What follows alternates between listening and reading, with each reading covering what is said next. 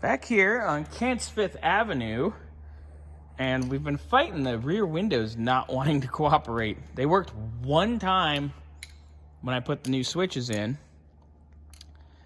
and then they didn't, and then none of the windows worked, and then yesterday, what'd you fix, the lock switch, Wes? Yeah, the lock switch for the master. Nice, the lock switch for the glass. And, yeah, these motors don't want to go. But we found, ooh, yeah. Good news is we found Dorman ones, even though Dorman doesn't list them anymore. With a lot of what did I do? Cross-reference my ass off last night? Yeah. Kent was probably like, you did what? I was like, I spent an hour hunting.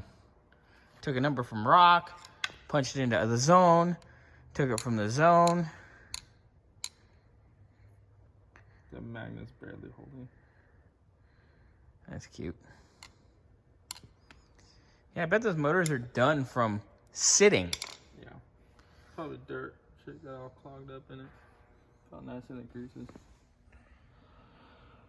Lovely. Well, we got new ones on the way. They'll be here this afternoon. Chris over at the Palm Springs AutoZone to the rescue.